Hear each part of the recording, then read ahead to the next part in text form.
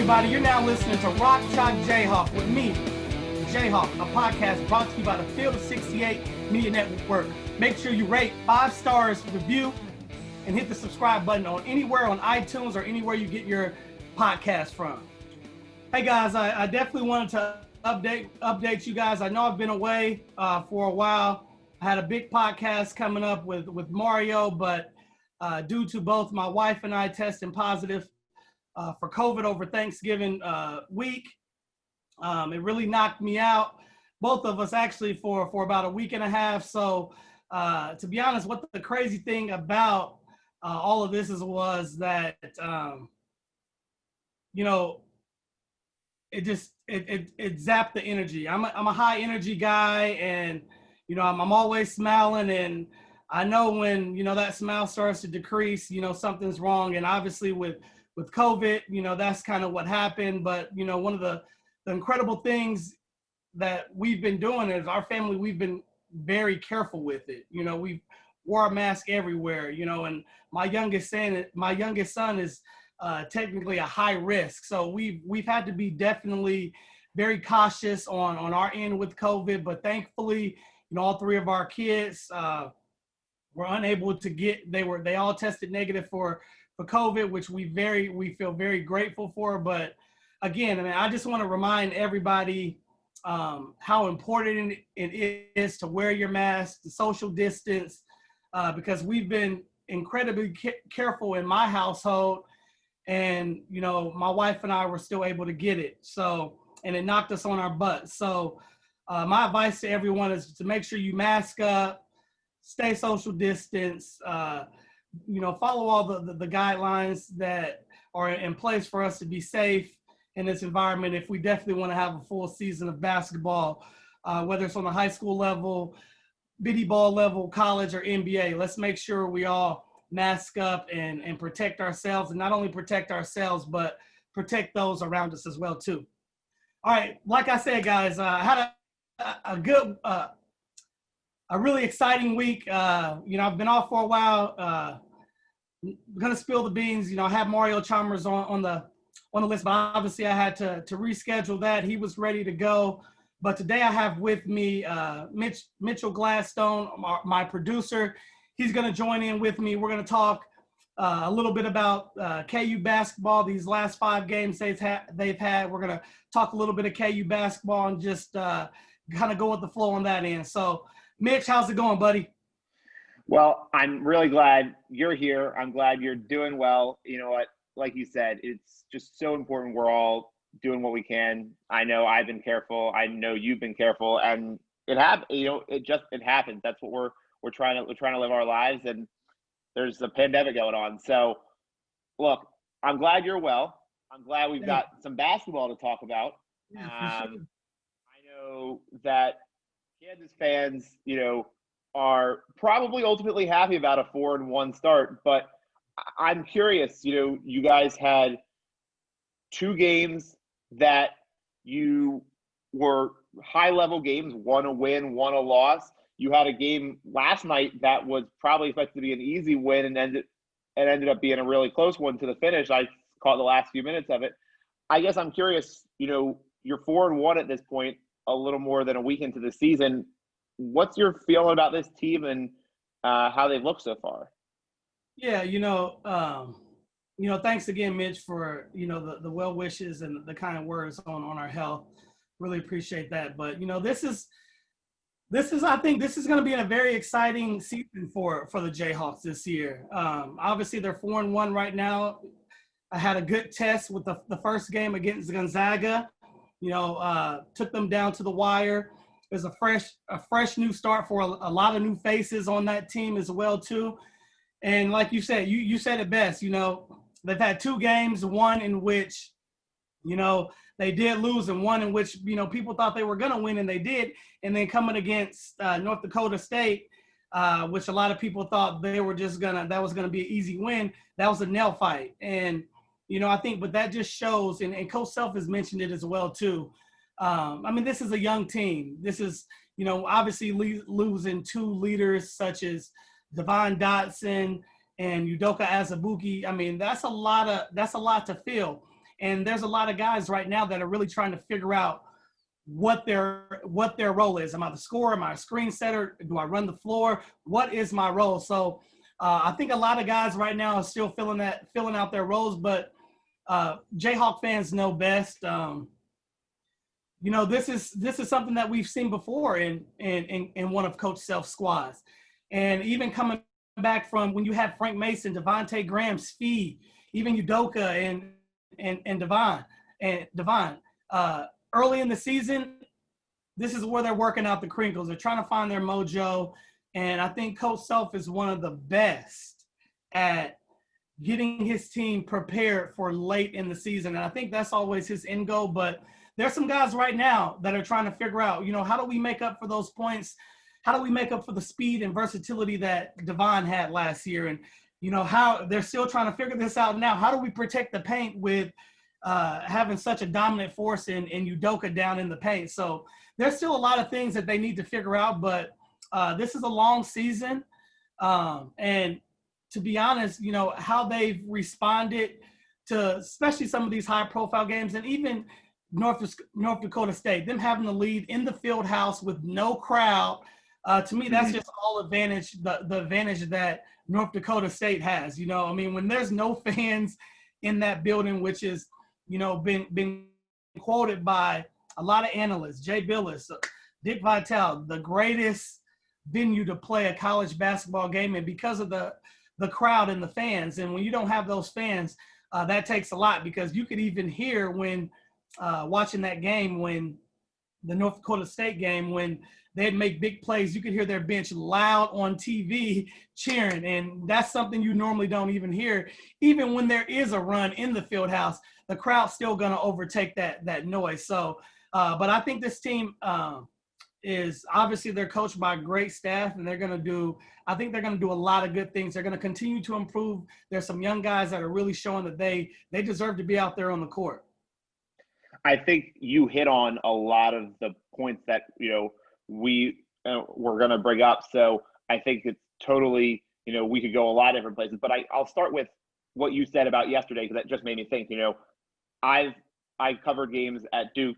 I've covered games a lot over the ACC. I've been dying to get to the Fog. It's like the next place I need to get to once there's fans back into the arena. Yeah. So I'm curious, from your perspective, when obviously you've been on the home side of things there, so you maybe can't say, how those North Dakota State players might have been feeling if there were fans going against them. But when you get in a moment like that, and you're down in a game, whether it's against a North Dakota State or it's against a Kansas State, when you're in a game like that and you do have the crowd, how does that get, how much does that momentum swell inside you guys as a home team? And how do you think that impacts a team like Kansas not having it this year? Because I know that I just was listening to, like I said, Duke the other day. Coach K was talking about how it's not the same atmosphere in Cameron when, they've got tarps of Cameron crazy standing there instead of real fans. So how do you think that plays into what they're trying to do this year at home without fans? Well, I think it's going to play a small factor, because one of the coolest thing is being a player for KU is running out that tunnel, having 16,300 packed every night, just screaming. And obviously the student section is great as well too. I will say Duke's student section is really great as well too.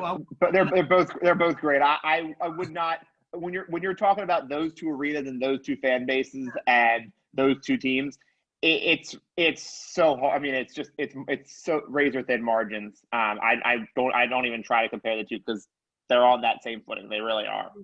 They're on that same level. So, not having those fans, yeah, I mean, the players are going to feel it, because when you say, if you're even down in the field house, let's go back to the North Dakota State game. When you're down and when you start to make that run, that crowd just gets amplified.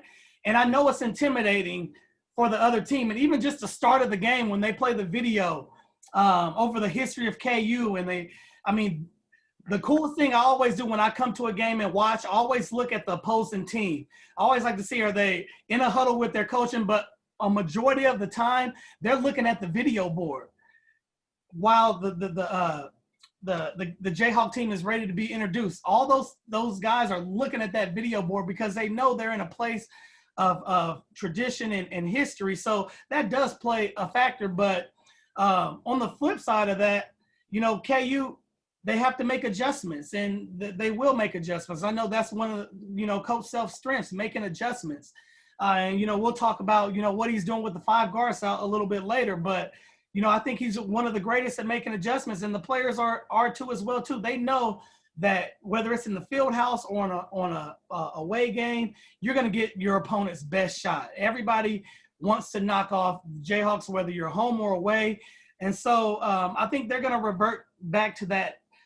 We're at home, but we're going to treat this more so like it's an away game where we don't have our fans to pick us up in cheers to get through those tough times. We have to, stay collectively together as a unit, look out for each other, cheer for each other, and just go all in. I think that's kind of the mindset that they're going to have this year at home, not being able to have fans in there, or especially having that big capacity of fans. So I think they'll be able to adjust well to that. I think that North Dakota State, that was a good game for them in the field house. Because typically you don't see, a North Dakota State coming into the field house and giving them a run for their money like that. So I think that was good for the Jayhawks to be able to experience that early and figure out, all right, how are we going to find our mojo when we're down at home with no fans? And, they were able to find that out down the stretch in the game. And obviously, I think the other thing to remember too is obviously it's not the same. North Dakota State and Washburn aren't the same type of opponent that you guys played on Tuesday with with Kentucky, I should say. But the point is, 3 games in 5 days does take a toll on your body. Obviously, you have to prepare for that throughout the course of the season. And so it's part of getting ready to play your league schedule. But I want to go back to Tuesday because I think that was, you had the opening games down in Florida. Not the result you won against Gonzaga, a more of an expected result against St. Joe's. And then you get to Tuesday. And look, the game itself was not pretty by any stretch. I mean, the 3-point shooting was downright bad. But I don't know. I mean, look, we've known about Jalen Wilson a little bit, but for him to break out the way he did was – at least for me, very surprising. I'm curious, how much did that surprise you? What was it about the way he played that was such a positive for what this Kansas team needs? Yeah, so the cool thing about Jalen is that, and I'm not sure, if a lot of, whether it's KU fans or anyone, just people that love basketball, who know basketball, I'm not sure if they really remember, Jalen Wilson, he was, and at least for Jayhawk Nation, he was high on a lot of people's list last year when you talk about late night, when he had his debut at late night. There were so many people that I've talked to that were so excited about him just because of what he showed in late night, his ability to catch the ball, shoot deep, drive the ball, his energy level. And then obviously he comes down with that foot injury. So, fast forward and, it's like pretty much the fans forgot about him. Obviously you have Doak, you got Dotson. They have a great year last year as well too. Jalen's hurt. Then he comes back this year, put on some weight as well too, put on a little bit of weight this year as well too. And he just comes out the gate ready. And, seeing him come out like that was something that I kind of knew in the back of my mind, like, man, this guy's going to be ready. He had a whole year to just kind of sit back and watch, and he already proved that he was ready to go last year, but obviously with this foot injury, he couldn't go. So it wasn't as surprising. It's more surprising just because we haven't seen it, but, seeing him obviously against Kentucky coming out with, 23 points, 10 rebounds, and he had 21 of his 23 points in the second half. It was stunning. I mean, it really was. And the way he was able to step out and knock down some of those big shots. I mean, it makes such a difference. I know you were sort of talking about the five. It was. I mean, it's not. It's certainly it's not really a 5-guard offense, but I mean, it's more of a. It's a 5-out. It's definitely that small ball style. Did you think we were going to see that this soon? I mean, I know Coach Self likes to really adapt, and he's good at that. I mean, he's one of the better game coaches. But did you think we were going to see that this soon? I mean, you've got. I mean, that's the thing is with this team. I mean, look, obviously you don't have a Doak, but you have David McCormack, you have Mitch Lightfoot. You know, those are guys that know how to play down in the post. And so now you're going to a more of a 5-out, which is. Look, it worked at the end of the day. It worked. You get a big win, but I'm just curious. Like, did you think that was coming? Now I'll be dead honest. No, I didn't think I would ever see 5 guards really out there on the floor like that. He's went small before in the years as well. With 4 guards, with one big guy, obviously with Doak, surrounding around Doak. And you've seen some, 5 guards out there before a little bit last year, but nothing to where it was on a consistent basis. So to be honest, it was a shock to me, but it wasn't a shock because I know, Coach Self's gonna adapt. If he's not getting what he's looking for out of his bigs, he's gonna adapt. He's gonna find a way to still give these guys a chance to be successful. And just because McCormick, Lightfoot, Tristan, Inaruna, those guys aren't playing right now, doesn't mean that they're not going to be ready for Big 12 play or late game play in the season. I think the biggest thing is that, and this was, I think, another reason why Coach Self is a great coach, because he's going to play the guys that are ready, and it's going to give McCormick, it's going to give Lightfoot a chance to figure out, all right, what do I need to do to make sure that coach puts me in the game? And obviously, when you get down deeper into Big 12 play, playing some bigger, playing teams that obviously go with 2 bigs, he's going to have to make adjustments for that. But I think this gives a chance for, McCormick, Lightfoot, and Inaruna, some guys to get, some good reps in practice. And I know, they played against Washburn, and McCormick had a really good game against Washburn. And I know that's probably not the type of caliber opponents they'll play, but just from a confidence standpoint, being able to know that he was effective, I think those are some little things that he's going to build. And this is something that Coach Self has done over the years, even with 4-out 1 in, not playing 2 bigs, and he's given those bigs a chance to say, hey, I need to light a fire under my butt and figure out what I need to get on the court. And then you've seen throughout the season he's went with 2 bigs. So it was a shock. It was a shock for me, but I just know Coach Self's going to adapt and figure out what he needs to do to give his team the best chance to be successful. And part of that was, at least from my perspective, during that opener against Gonzaga, that was they did a good job forcing Kansas to go to that smaller line. I mean, Gonzaga has some really athletic bigs. I mean, I know they've at least so far looked like the team to beat, but and I know that was also while you were going through your COVID. So I know you might not have everything remembered from that game, but I'm curious. Look at that game and where the big guys struggled. Where do they? I mean, I don't know that anyone expects him, and I don't know that it's fair to expect him to get to the level of where Doak was last year. I mean, he's a guy that plays like one of the best centers in the country when he's healthy and out of foul trouble and doing what he's got to do. But what do they need to do, those centers, Mitch and Tristan and David, to get to where they can at least, give something close to the level of production that Doak was given last year? I think it's, for one, I think these guys are, all 3, and I'm going to, lump them all 3. Inaruna, Lightfoot, and McCormick. I'm just going to lump them all together. One of the things I think they need to do is just, for one, bring unbelievable amount of energy. And I think where that energy is going to have to come from is on the defensive end for sure. Obviously, we want them to be able to catch it on the block, be able to turn right shoulder, left shoulder, make a make a jump hook and be able to be effective, just to keep the defense honest and know that we can score from the inside. But I think number one is, just having a crazy motor on the defensive end, because obviously you said it first. I mean, you said it as well. I mean, Right. it's tough to replace a dope, somebody that can touch the top of the backboard.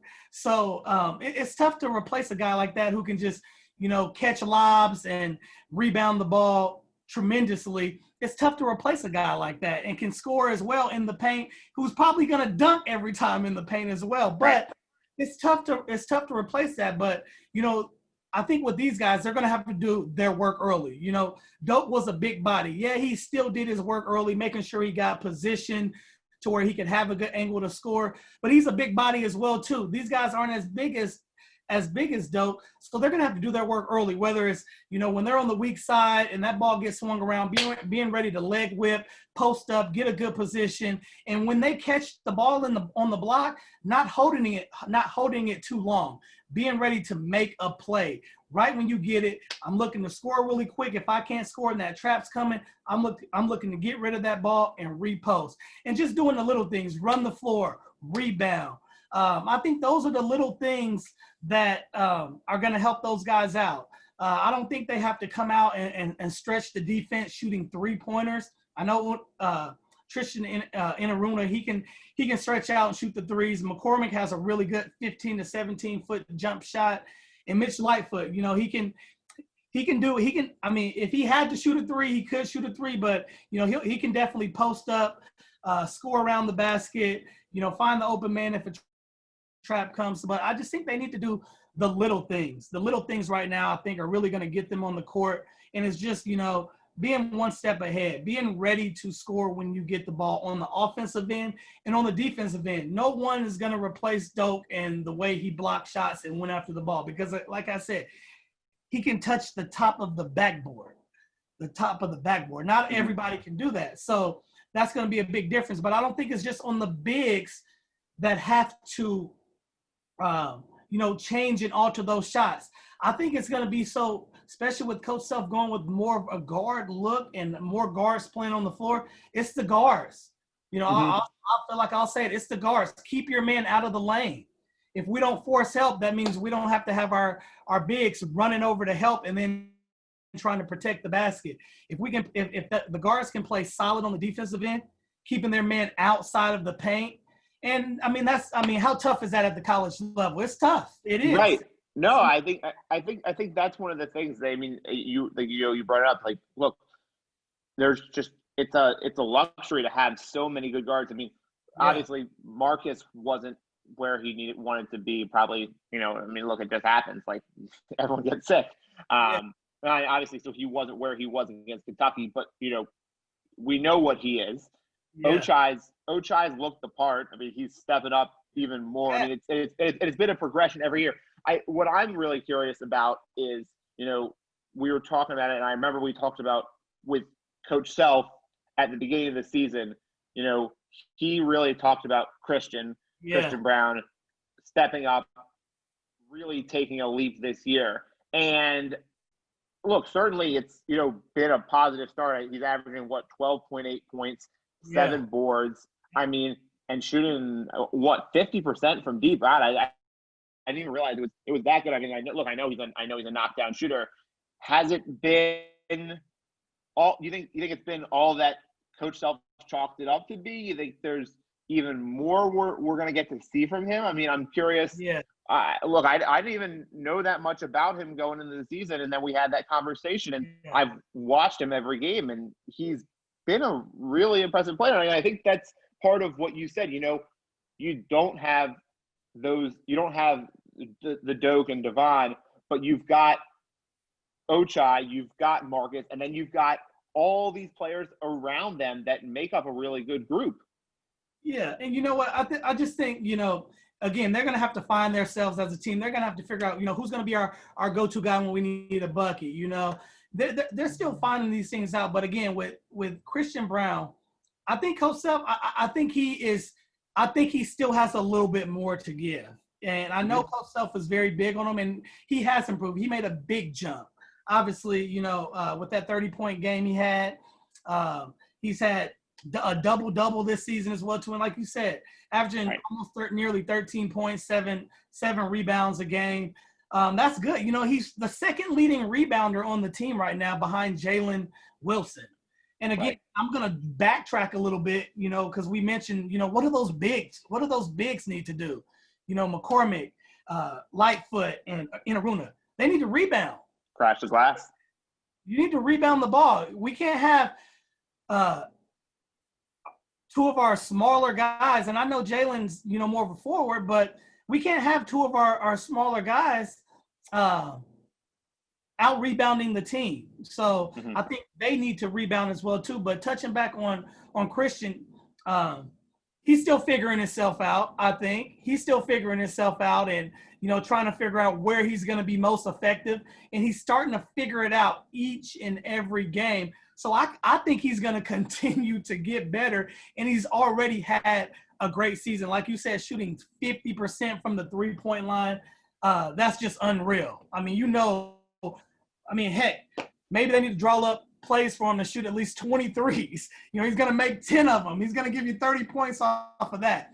But the way he's been shooting, the way he's been, taking the initiative on the offensive end to be aggressive, attack the basket, I will say, over time, his finishing at the rim will get better the more he continues to drive at the rim, which that's something you didn't see as much last year. So I think Christian definitely has a lot more room to grow. But again, he has pieces around him. Ochai is obviously leading the team right now, just a little bit over 16 points a game, followed by Jalen with 15. So he has pieces around him to where he doesn't have to do it all by himself.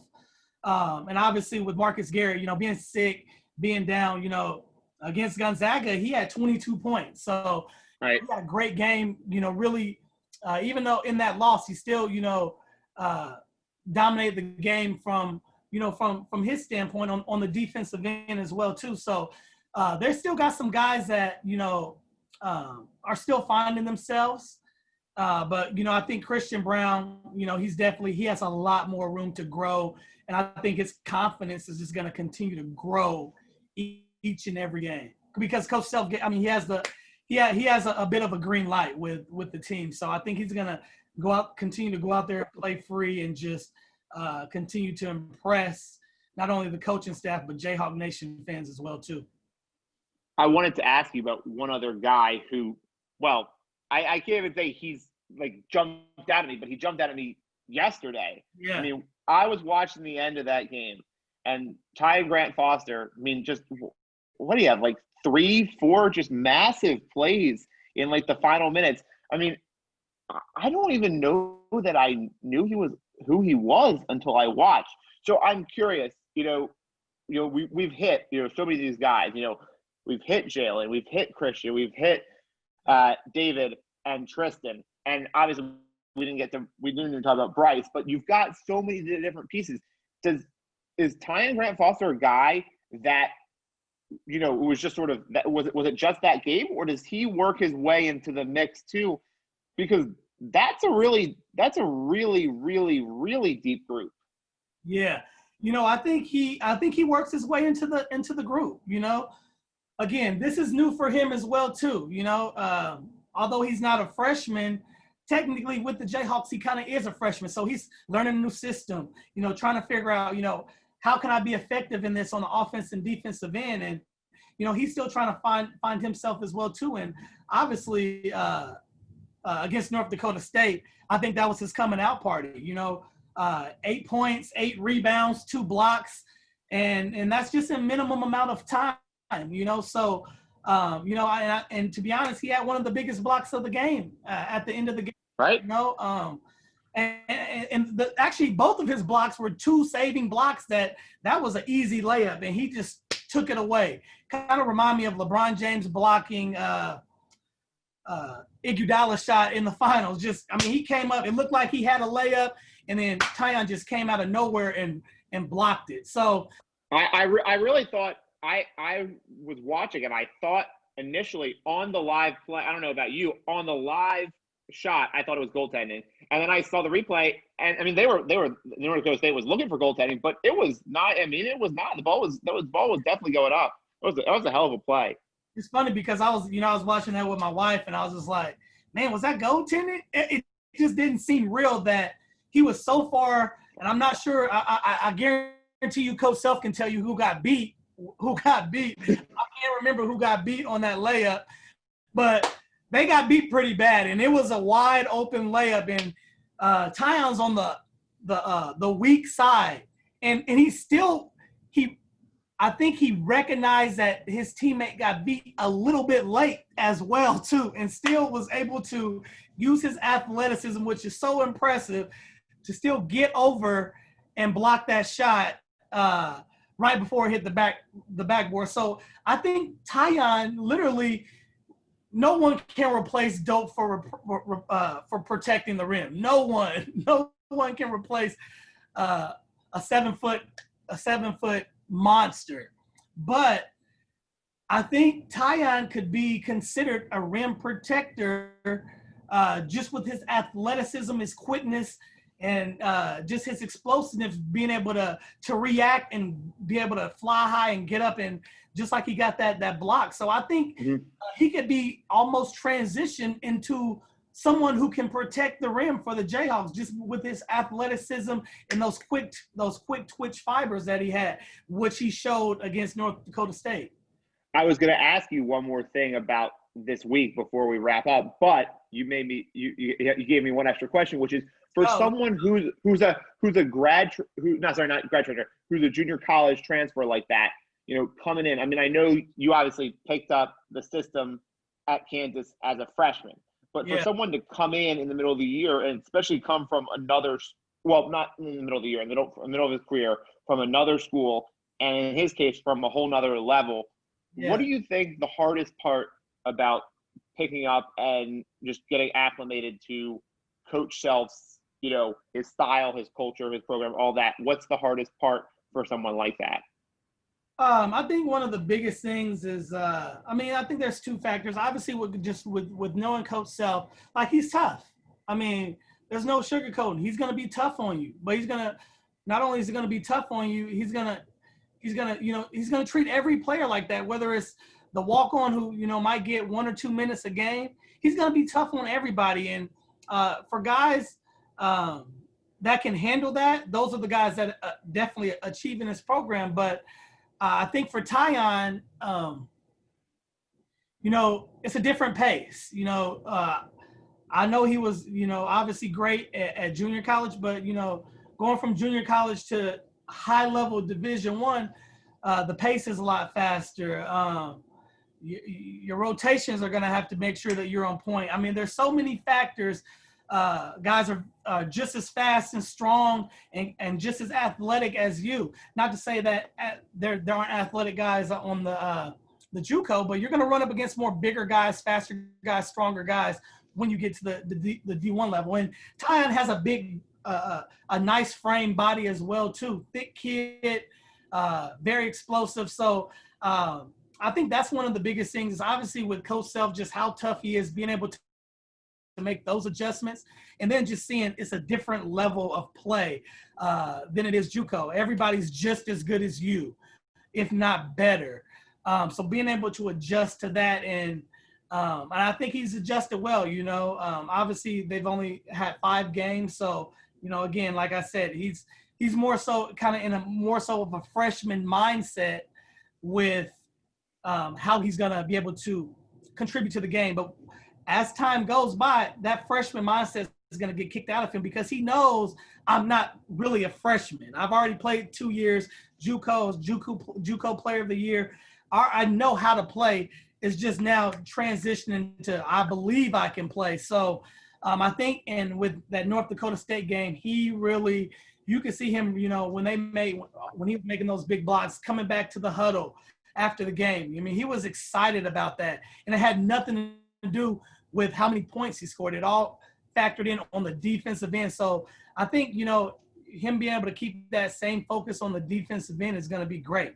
And, I will say one more thing too. One guy we haven't touched on, Dajuan Harris. And I think Dajuan Harris is going to be a great fit. He's a true point guard. He knows how to get his teammates involved. And from watching him, I love watching Dajuan because he's going to pick you up full court, and he's going to try to turn you maybe 2 or 3 times within that. Just like kind of Marcus Garrett. Marcus Garrett is going to pick you up full court and force you to say, all right, do you want to try to get up and down the court? It's just like that all the coaches know about the zigzag cone drill. That's pretty much what it's like trying to come up full court against Marcus Garrett and Dajuan Harris is now. Like you better make sure you have your transitions and be able to counter 2 or 3 moves with that zigzag cone drill, because they're gonna get up in you. They're gonna try to turn you, because if they don't turn you, most likely they're gonna get their hands on the ball for a steal. So I think Dajuan Harris, to me, and we haven't mentioned much about him, but I'm excited to watch him grow as a player, because he's a true point guard, and he can get to anywhere he wants on the court. He gets his teammates involved. And the thing that impresses me most about him is that he plays defense. He locks up. And I think all these guards on Coach Self with the Jayhawks are going to have to lock up. Again, with missing Doak, not being able to protect the rim. The one way you protect the rim is don't let them get to the rim. So I think that's going to be a big task for those guards.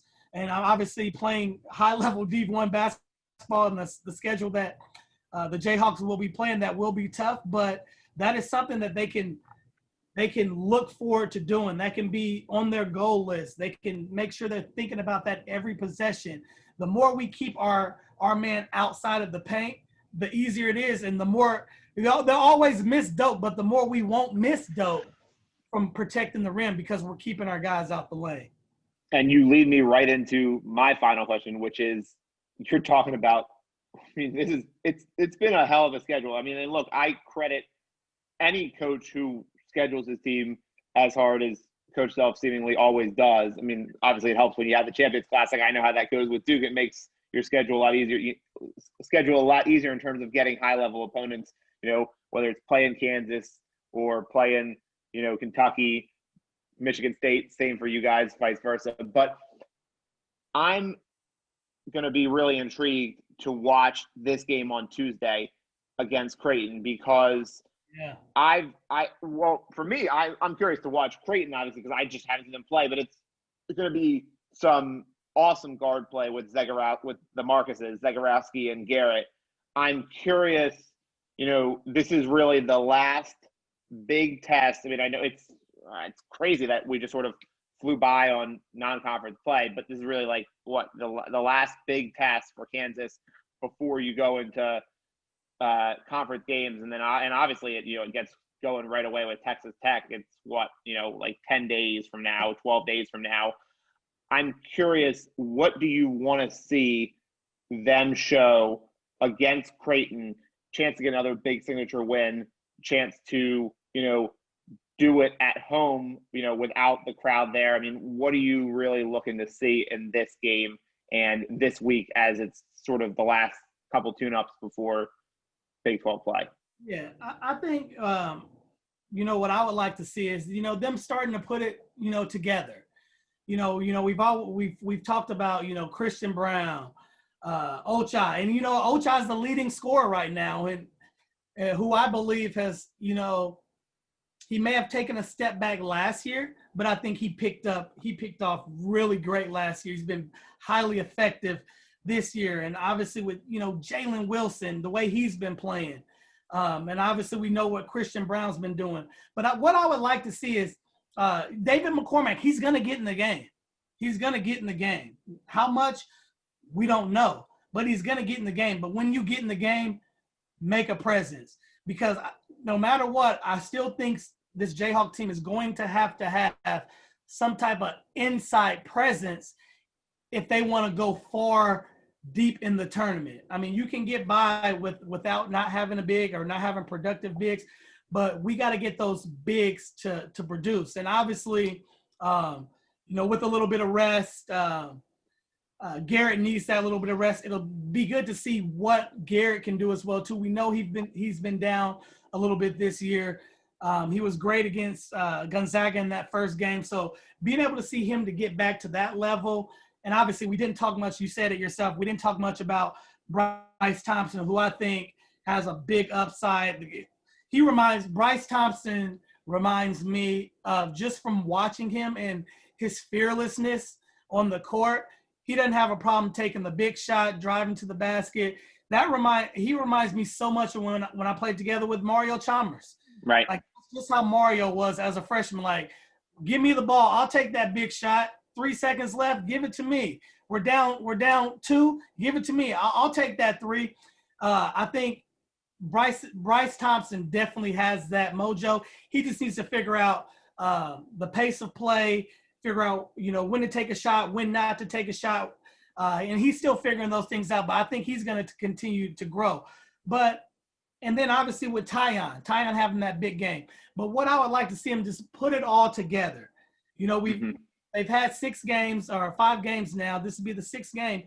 They're going to have to put it together, because when you talk about Creighton, they got 6 guys that are averaging double figures right now from a point standpoint. So they got guys that can definitely put it in the basket. So trying to outscore them,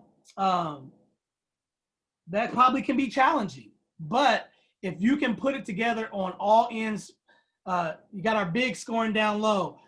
We're getting good shots. I think our guard play has been great, but continue to get great production out of them. I think that's what a lot of guys are going to want to be able to see. Can we put it together? We haven't put it together. And I think one of the biggest things, too, that the Jayhawks are going to have to do against Creighton is, this may date back maybe a couple years, sometimes in Big 12 play, they start out slow. The Jayhawks start out slow sometimes, so being able to come out the gate just ready to go, believing, hey, we are a great team. We played Gonzaga, and I know they ended up losing by 12, but down the stretch, that game was close down the stretch, having a good game against Kentucky. And obviously Gonzaga, to me, one of the best teams in the nation. The best team in the nation. So being able to take those guys down to the wire, these Jayhawks need to come into this game believing, hey, we are the team. Once we put it together, we can compete with any high-level team in Division I basketball. So, being able to come out the gates fast and quick and not starting off slow, getting down, having to play catch up, I think that's going to be huge for them. If they can – obviously have a big lead starting out, which every team wants, that's great. But even if they don't, if they can just keep the game close down the stretch, and normally down the stretch is when they start to find their mojo and get going, I think that's going to benefit them really well. But I don't think you want to get down to a Creighton team, obviously coming at home with no fans. You don't want to put yourself in that situation to where you can't bank on those fans for that extra amount of energy that they normally provide. Yeah, I think those are all really good points. I'm very curious to watch this game. I'm ready for conference play. It's been such a blur. I mean, the last couple weeks, great hoops, but now it's time to really get it going. Jeff, glad you're well. I'm glad we're able to do this. I'm looking forward to talking to Mario, so I'm excited. I hope everyone out there is excited to hear from Mario. Yeah. And I know you got some other really good guests in store in the coming weeks. I do, and obviously, COVID had me down a little bit, so that kind of took me out of the loop a little bit. But I'm feeling healthy, which is a blessing. So I'll be definitely ready to get the list going back up and get these weekly podcasts going. Thank you everyone for obviously being patient. I've been wanting to get these out as well. But that's it for today, guys. Jayhawk Nation, thank you guys so much for listening to Rock Chalk Jayhawk with me, Jayhawk, a podcast brought to you by the Field of 68 Media Network. Make sure to rate 5 stars, review, and hit the subscribe button on iTunes or anywhere else you get your platform from. Rock Chalk Jayhawk, go KU.